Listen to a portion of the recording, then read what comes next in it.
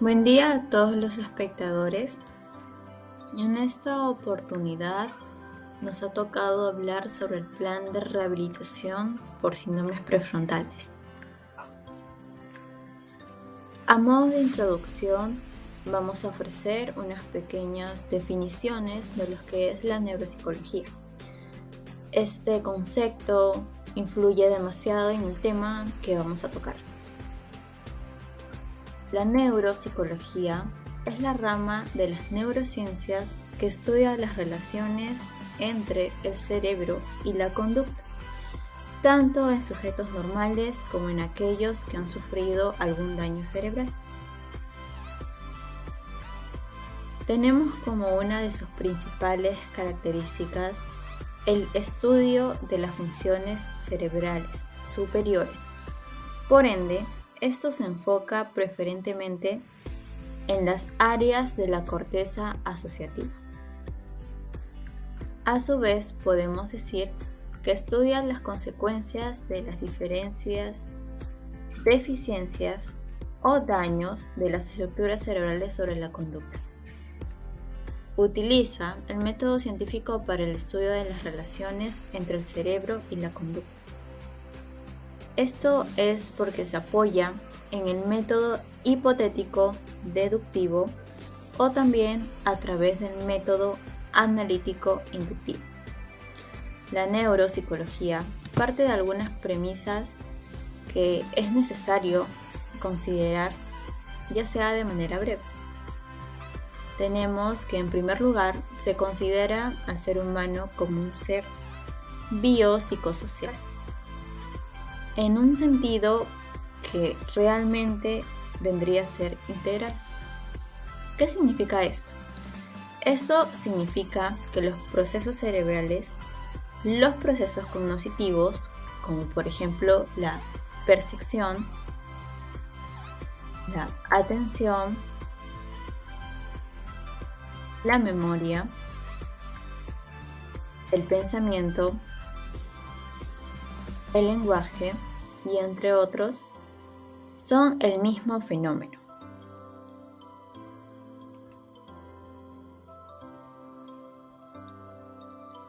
Se ha encontrado que los procesos cerebrales cambian dependiendo de la experiencia.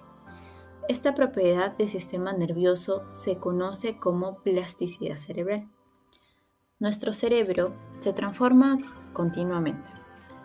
En los primeros años de vida ocurre un proceso de maduración que implica el crecimiento neuronal, aumento de las conexiones sinápticas y los cambios bioquímicos. Estos cambios suelen ser mayores cuando vemos que un organismo se desarrolla en un ambiente donde encuentre una gran diversidad de estímulos, ya sean ambientales o sociales. El desarrollo de cada una de las diferentes áreas cerebrales dependerá, por lo tanto, de la cantidad y calidad de las experiencias que nosotros podamos tener.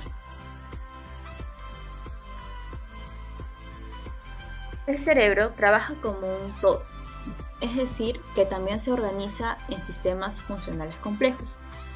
La alteración de un sistema puede llegar a repercutir en el funcionamiento de uno o varios de los demás sistemas. Solo partiendo de este tipo de premisas es factible elaborar un diagnóstico y a su vez un tratamiento de pacientes con los denominados trastornos cerebrales.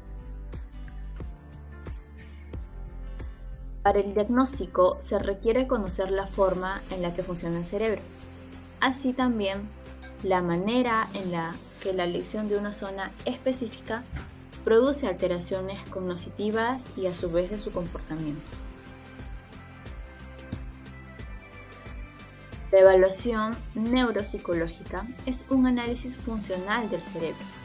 Esto llega a proporcionar información acerca de las áreas cerebrales alteradas, las funciones básicas afectadas, así como las repercusiones de estas alteraciones para nuestra vida cotidiana. Eso se basa también en lo personal, en lo escolar, en lo laboral, entre otros. El diagnóstico neuropsicológico plantea qué sistemas funcionales del cerebro se encontrarán afectadas y cuáles están intactos. Las estrategias a seguir en un programa de rehabilitación neurológica. Aquí las recomendaciones a la familia acerca de la forma en la que pueden llegar a colaborar con el tratamiento que se le va a denominar al paciente, así como el nivel escolar o laboral que pueden desempeñar dentro e inclusive el paciente. Vamos a hablar sobre el síndrome prefrontal.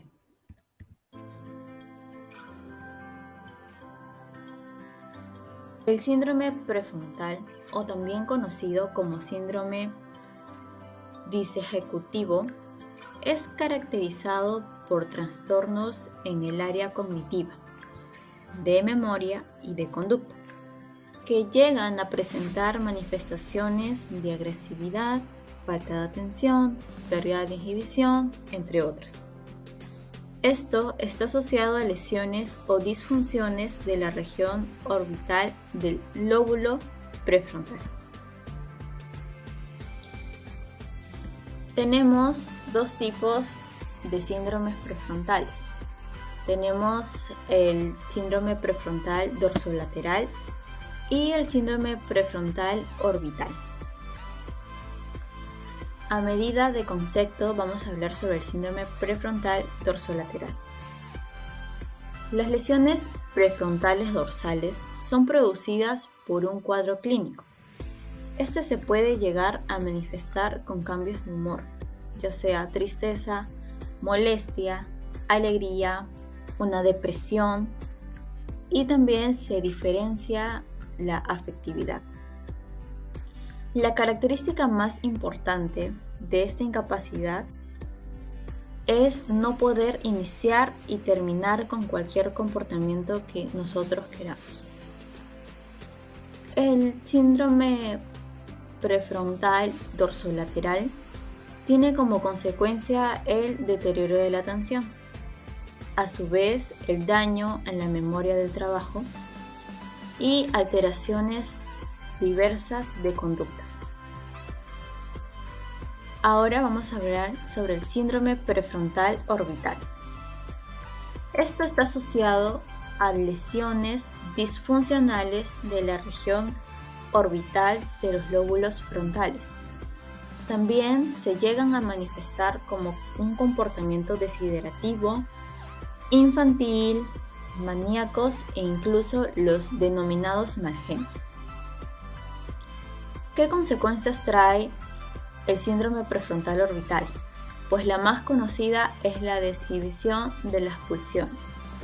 A esto también se le añade la alteración de la conducta ya antes mencionada.